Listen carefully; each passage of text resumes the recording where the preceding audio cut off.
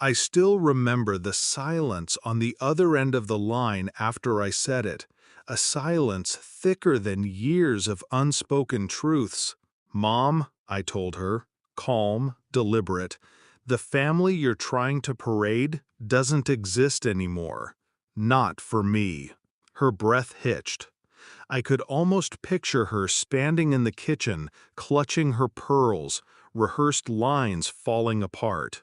For once, she wasn't in control. I was. 8 months before that call, I packed my life into 2 suitcases and disappeared. No dramatic announcement, no goodbye dinner, no last confrontation. I just left, slipped out like smoke. And not one of them noticed. Not one call, not one visit. My absence didn't matter until they needed me to complete the picture. You see, I'd spent my entire life playing my role, the quiet, reliable sibling, the one who smoothed over arguments, kept secrets, swallowed pain, while my sister, her golden child, was celebrated, adored, handed everything. I was the afterthought. But after years of being invisible, I finally made myself unseen on my own terms. The wedding invitation wasn't mailed. No, they didn't bother with that. Mom called instead. Her tone wasn't warm, it was sharp, rehearsed, like she was already managing damage control. "They're expecting us to look like a perfect family," she said. "Your sister deserves that." It wasn't a request, it was an order. I let her words hang in the air. I wanted her to hear the distance, to feel the void she'd helped create. Then I said, simply, no. That no wasn't born that night. It was years in the making. I still remember my 16th birthday. No one came. They were too busy celebrating my sister's college acceptance. My father even forgot to say happy birthday. They called me dramatic when I cried quietly in the bathroom. I remember the Christmas I got a second-hand sweater while she unwrapped diamond earrings. "You should be grateful," Mom said, her eyes cold. I remember Dad's voice, stern and final. "You'll never be as successful as her. Don't embarrass us." And I remember the moment, months ago, when I realized they hadn't noticed I'd vanished. That was my gift. Proof of my place in their hierarchy. Unnecessary. So I turned that invisibility into my weapon.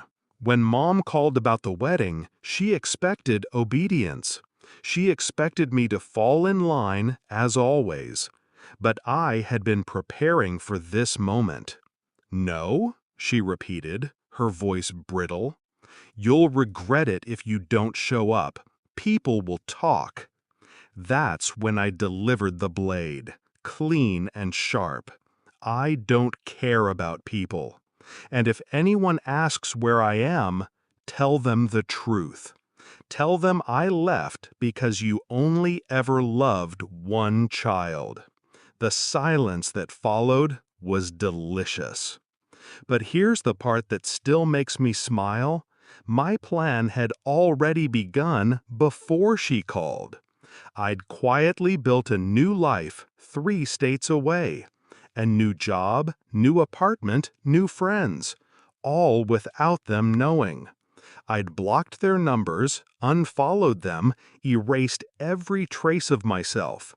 They only reached me because I allowed it. One unblocked call. My gift of closure. The wedding?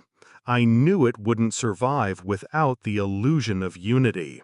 My absence would crack their facade.